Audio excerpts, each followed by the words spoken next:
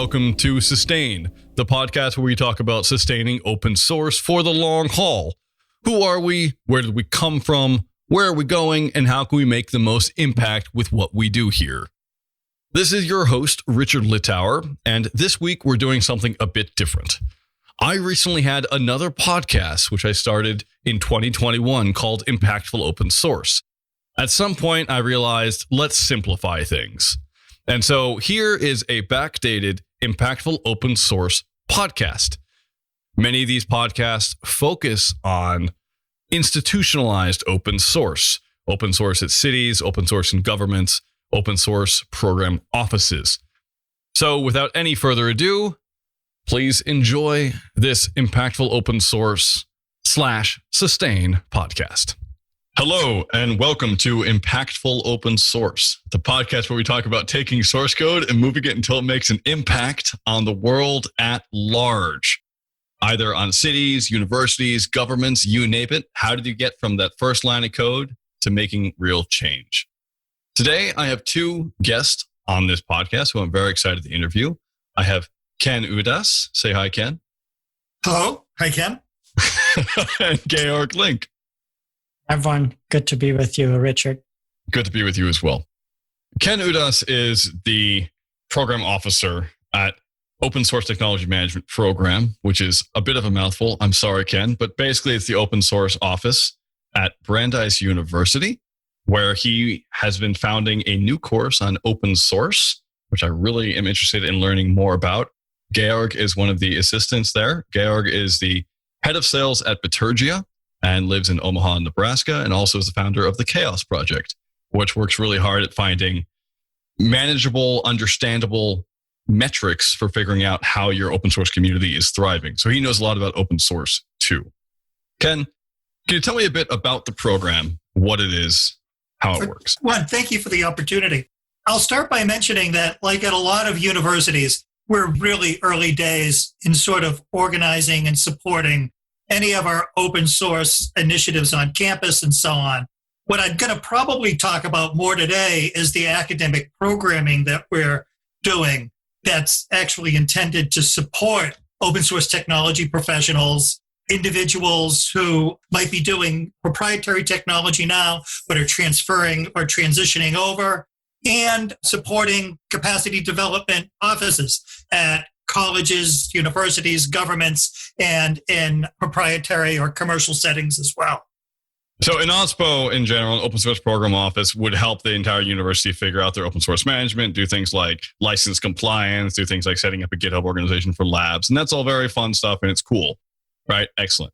But what you're talking about is somewhat different. It's more like a school for open source, right? It's more like a way of helping people figure out what open source is in itself as a course. Does that sound about right? Yeah, that's right. And I have to say that the initiative itself, the idea of putting together formal courses, educational experiences, sort of came actually directly from the open source initiative. Pat Masson, who had been there for a significant period of time, had received a lot of feedback from his board and from all the folks he was talking with that they were concerned that they weren't necessarily getting a good flow into corporate environments or into foundations or onto projects of individuals who are coming out of traditional educational processes, traditional MIS programs, technology management programs from traditional universities. And there was a need to actually put together programming in a non-traditional way to support the development and capacity of new professionals and those who are transitioning in organizations. I mean, it sounds about right to me. I don't know a single open source developer who says, yeah, I went to college and I got a degree in open source development, which is how I'm here, right? Every single person I've ever met has basically said, well, I fell backwards down the stairs one day and now I'm in charge of this project of 5,000 people and I don't get paid for it. So it's like a common thing that happens. One of the things I've heard a lot from people like Dwayne O'Brien at Indeed is open source program offices are run by one or two people, and there's only like 300 of us. There's just not many in the world. It's a huge deficit, and it's a huge problem. So what you're trying to solve is figuring out how do we get more people to run those sorts of offices. You're not trying to get more people making open source software, right? There's a difference. No, there is a difference. And I think that's a great distinction. I mean, really, what we're trying to do is provide access to sort of educational programming that supports the development of the capacity for individuals to be able to engage either in open source technology management or engage in other aspects of participating in open community. So we can talk a little bit about the sort of, and I hate to use the term curriculum because we're trying to break away sort of from some of the traditional educational vocabulary, but it is a curriculum. It's the idea that there are educational needs that have been expressed, and we are basically writing courses and engaging in educational experiences through, individuals like Georg and supporting that type of development. So, right now, the things that came up through surveying individuals in the community, from folks on the advisory board, from folks who are at OSI, was that there's these gaps in terms of understanding how to work in community, understanding what an open community is, how it behaves, how you participate, different aspects of management, and Georg can speak directly to that. But the other areas as well are the differences in the language around software development, documentation, how to leverage the community, that type of thing. And then finally, and this is for more of a managerial thing, is what's the business of open source? That is, why would any company want to engage in open source technology, open development, free release, all of those sorts of questions that bubble up in an organization when, culture meets culture, and they've got different perspectives on how we pay the rent in a company. So that's a lot that you try to cover, which is awesome. I just got off 2 hours ago a call. I tutor Latin for a student at a local school here. It's one-on-one. I happen to know Latin because I did 5 years at uni, and that's just how it is. And I just sit there and I say, this is a word. And they're like, oh, cool. And it's very easy to tutor Latin. All I say is, let's go through the book. Let's read the sentence. That's in the accusative case. And it's kind of fun. I enjoy it. But it's easy because there's like a clear deliverable. Do you understand the sentence or not? Now, open source project management, open source community management, things like even using the word leveraging the community, that sounds almost capitalistic, which is often it ends with open source. It's so hard for me to even grapple how you would begin to develop a curriculum for something that you kind of have to learn by the seat of your pants if you're going to learn it at all. What sort of hands-on stuff are you teaching these students? Are they just reading essays, or are they going to be embedded in an open source community with mentors? How are they going to figure out what the risks are, what the downfalls are? Well, this is a great question. And I am going to just say a few words and then actually point to Georg, who's teaching a course. I will mention that at Brandeis is sort of a traditional university in which the faculty have an enormous amount of latitude. And so we knew right off that we were going to need to attract individuals to teach and to facilitate, and to mentor, who were highly experienced, who had excellent sort of communication skills, who were able to translate their knowledge into what's meaningful, and to be able to respect the learner's experience as well. So why don't I turn that question over to Georg, because he can speak first person to that question, like what actually happens in the class. I will mention, and Georg will just move from this, is that we were anticipating that most of our students or most of our learners would be adults already practicing in some form of technology or some form of development or some form of community. So there's already touchstones and there's already some experience there. So I'd go with Georg, though. Georg, what do you think? The approach that we took to designing the courses, and I designed the community courses. As Ken pointed out, there are really three areas: the community area, the production of open source area, and the business area. So I designed 2 micro courses around community because that's my area of expertise, with background I have in building out the chaos community, where we look at metrics around community health, and my research through my PhD. So this is really my area. And what we did for these learners that have already their professional experience, to expose them to open source, is to pull them into open source, to say, okay, we have I'm basically just opening the door saying, here is what the open source landscape looks like. And in week 1, I asked them to just collect the list of projects that they're interested in exploring. And then throughout the other weeks, we are looking at these communities to learn from them, how they work, how they're set up. And I provide some framing around, this is what you're seeing. Here's the language that we're using in open source. And the learners are the ones who do the hard lifting of actually looking at the communities. I'm just there to provide some guidance and guide them in doing that. And that is the first micro course of just learning, how do communities work? What do they look like in the wild? And the learners can direct their own learning because I don't tell them which communities to look at. They choose it themselves. And then we take that and seed the second micro course, where we go from understanding how communities work to understanding how do businesses engage in open source, and how do we make the case as a company to work in an open source community, engage in it. And there, as you said, it's a little trial by fire. I asked them to take the position of being inside the company.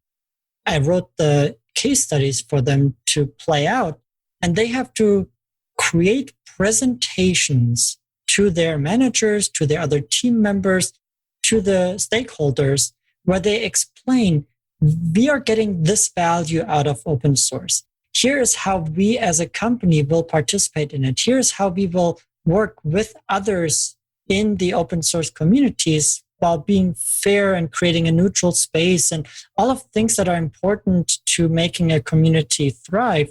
And then in the last week, we're talking about how do we measure the success of what we're doing in our open source community so that we can secure new funding and continue our work as a company in this open source space. Because that is where I do a lot of conversations through my job with metrics and with companies.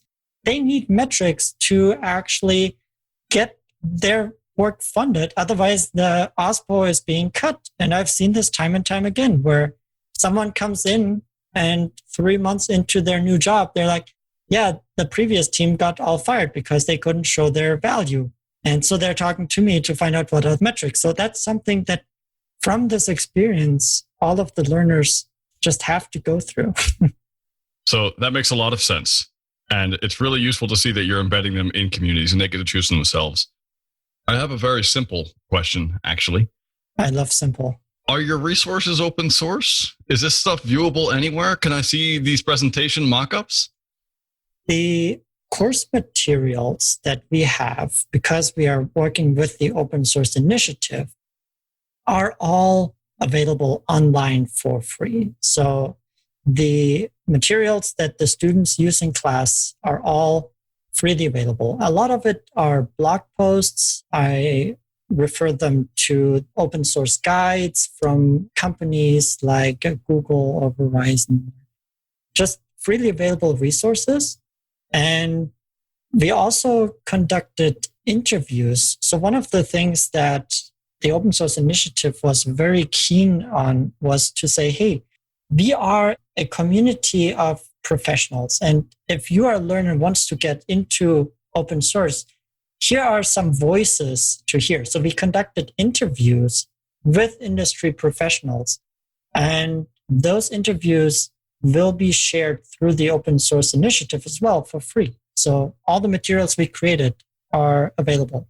I have another question, which is kind of odd. I talk to you often, both of you. I've seen you before.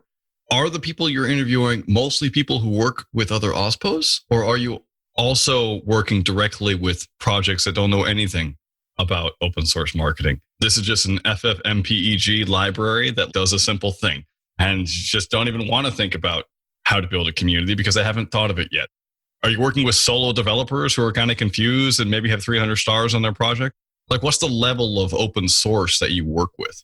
So the experts that I pulled in when I designed the community microcourses are all people who have shown that they have done it successfully. And I was very cautious about having a good set of diverse voices from around the world Asia, Africa, Europe, America represented, gender diversity. So also to have corporate projects as well as nonprofit projects.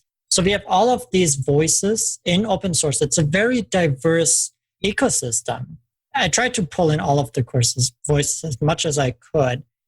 And then the learners themselves, they're all, at least the ones that I had in my course this first time around, they are from government, from university, from industry, also very diverse. And one of the feedbacks I got was, we just love the discussion format in the course. And so I kept my lecture part to 5 slides just to frame the conversation of the day. And then I just opened it up and let them exchange their insights and experiences, which was just amazing to watch.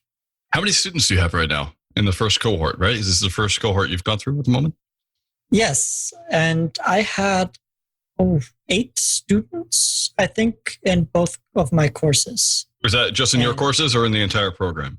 So the program, and Ken can speak more to this, is modular. So you take the courses that you need to advance in your career.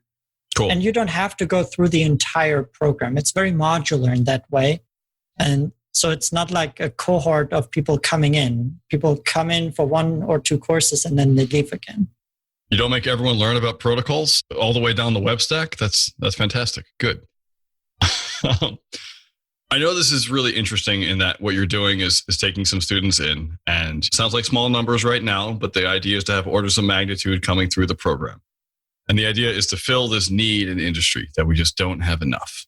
We don't have enough people who know how to run these programs. We don't have enough people who know how to run open source projects. You look at projects like PSF. It's the top of my mind right now, right? You have Eva, she runs it. And there's maybe a few other people on staff, but not a ton. But that's running all of Python, the entire language, which has millions of users. Hypothetically, it'd be great to have more people at the top, more people part of that, and make ways to get funding so that you could do more logistical things.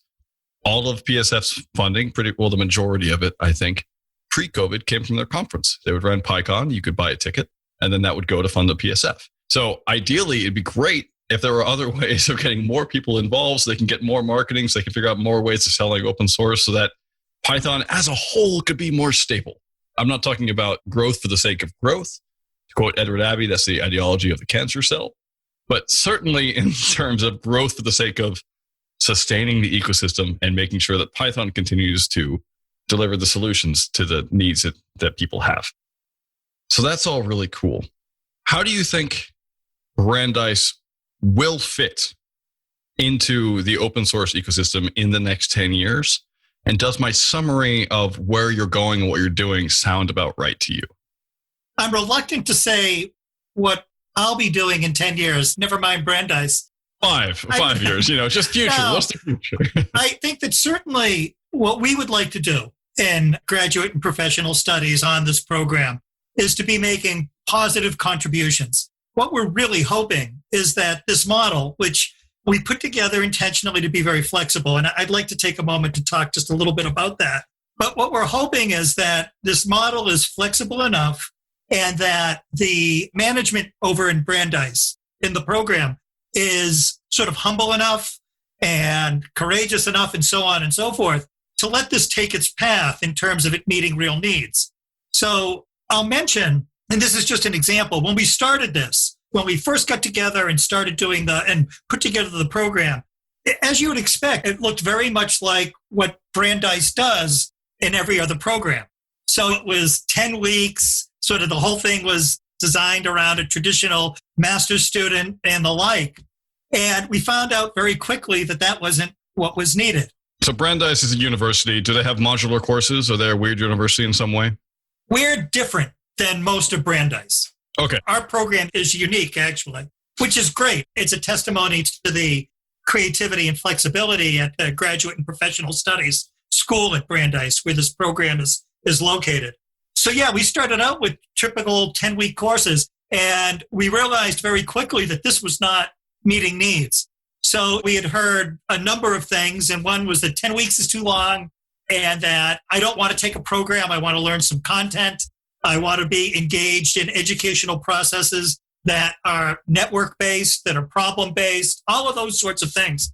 So what we ended up doing was saying, okay, we're going to just divide this all up into 4-week sections, and we're going to make it so there's no prerequisites. So any student can jump in anytime for any of the modules, any of the micro courses. So what we had to do, though, was build a for free course that's a foundations course. So anyone who just is coming into this without any experience or with very limited experience can go and take this course for free. And then that's an open resource that they can use and that the faculty can use if they find that a student might be struggling with something that is really a little bit more of a pathway sort of thing. So we can send them over there. Now, we also recognize that we do have students who do want to get graduate credit. So we've set it up so for every section, so every 2 micro courses, you can get a badge or a certificate.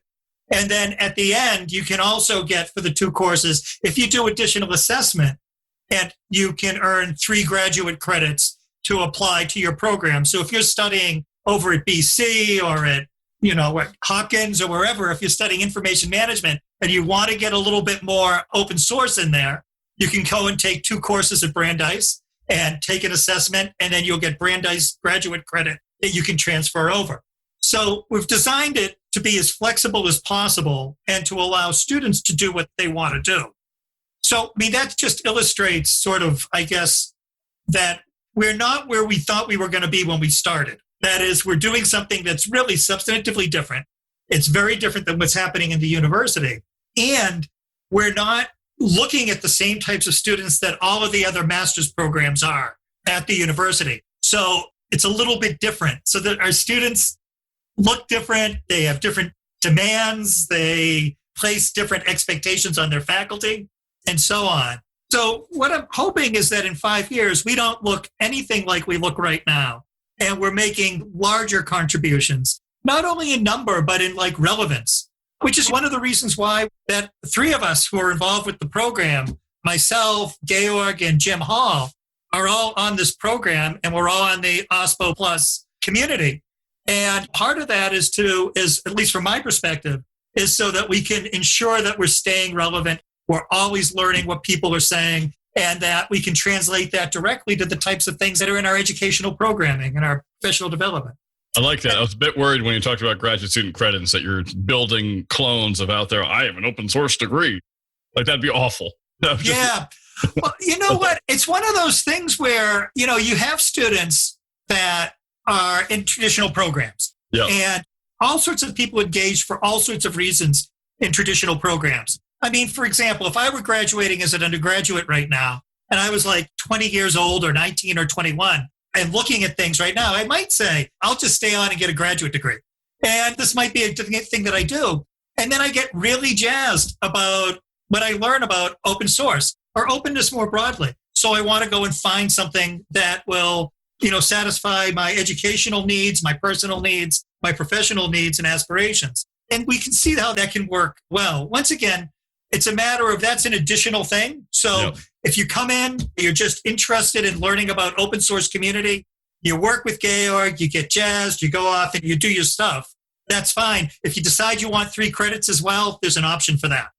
Cool. And just to be clear, Georg, I didn't mean people who study open source are bad in any way. I know that's your PhD. I was just saying what I don't want is people who have a bachelor's and think that equates to having, made an awesome module and all done really cool things in open source. There's the study of open source, and then there's the implementation of open source, and then there's also the people who have degrees. I have 2. They're on my wall. I never use them. Oh, no worries at all. One of the cool things that I've noticed just from these first few courses is the importance of connecting the learners with the open source ecosystem. So I brought one of my students onto our podcast, for example, and we had an amazing conversation because they are already so knowledgeable. And sometimes it's just a matter of getting them the right resource that already exists. It sounds like what you're doing isn't actually making a novel course and trying to solve all the world's problems in open source, but actually addressing a different need that's really prevalent, which is that adult education totally sucks and doesn't work very well for a lot of people, and it's really expensive and it's hard. And what you're doing instead is providing an easy pathway for people who are interested in learning about open source to go do that without having to earn an entire postdoc, without having to deal with a lot of red tape. But instead, here, this is what we do. We make it easy for you. Come if you feel like you want to level up your marketing game for your open source project. Come if you want to level up how you do governance at your project, right? That's a really tough problem that a lot of open source maintainers have a lot of issues with, right? So that's great. And I really like that. The name of this podcast is Impactful Open Source. Obviously, you're new. That's cool. That's okay. What I really hope is that eventually people go through this course and will start making a change down the line. I think that's what you hope for as well. But I also think the work you're doing right now is also very interesting. So I just want to spend a couple of seconds. How did you start figuring out? How did you have the idea of right now, there's no people working in OSPOs, there's no people who know how to do this work. How do we get more out there? Let's make a university course. Was that an easy shower thought? What happened there? My guess is that most of the people who are listening to this are saying, duh, yeah, of course I knew that. I have to say, though, it really took, with my experience with this, it really took someone with some initiative and sort of the wherewithal to sort of start reaching out and articulating the need to individuals and organizations that might be able to address it in this way. So in our case, it was Pat Masson at OSI.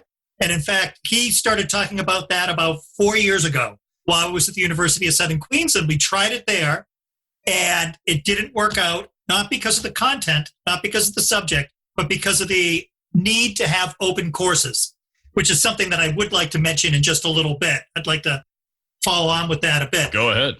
Yeah, I'll just mention that. So the idea really came from, I think, the broader OSI community, the community that's around OSI and affiliates and everyone that, just a whole group of people.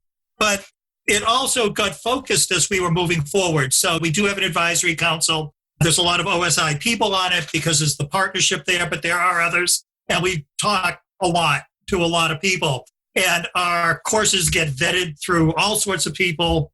We probably should consider doing an open vetting process at some point to sort of eat our own dog food in that regard. But I'll mention, I would like just to return for a second to the openness issue, is that, as Georg had mentioned, all of our content in the course is supposed to be licensed through Creative Commons share alike, which is just an attribution license. Or we don't like this, but sometimes we have to, a share alike license, which is a little more restrictive, but once again, it's still acceptable. And it is difficult to find content, third-party content that's open in some of the areas. So This is a shout out to everyone who's writing. Put the Creative Commons mark on your content and we'll be promoting your stuff. So there's that. And then everything that's produced in the course that's not student, that is like what Georg does as far as the things that he creates and writes. All of the interviews that we do are all Creative Commons licensed. So those are all available. Now, we're very early in this process, and OSI has offered to sort of do the content management and gateway to the video and that sort of thing. We're still working on how we're going to do the other courses.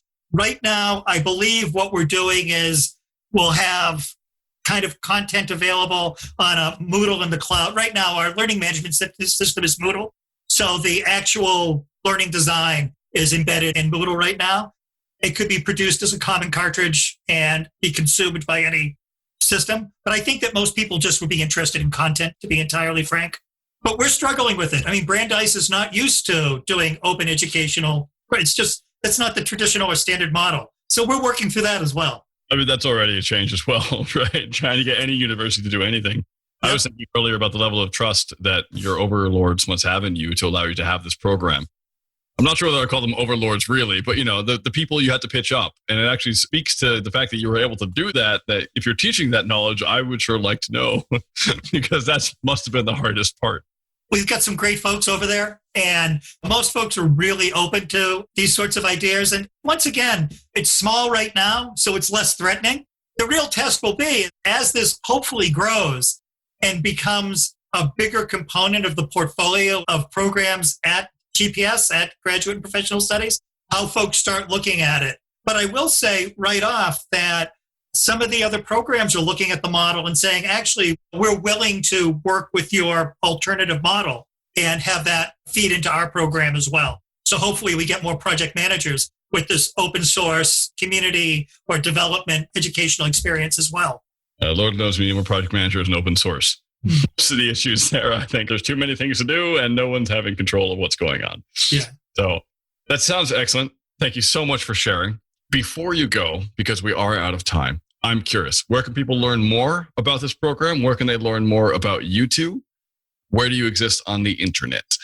Okay, really quickly, we'll post a link, but you can learn about the program through the Brandeis Graduate and Continuing Education Office. And OSI also has some stuff posted on their website. And we've got, some announcements and a little bit of a splash page. And we'll post a link for that as well. I tend to actually use the places that I work, their websites, for my presence. Yep. But I do have a blog. I post occasionally. It's called Latent Pattern Transmission. And I can post a little link to that as well. Awesome. Georg?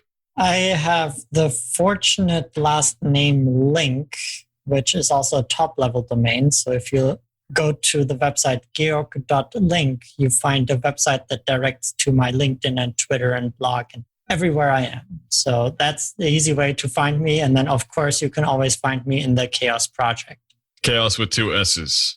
And yes, he is LinkedIn. I'm sorry, I couldn't resist.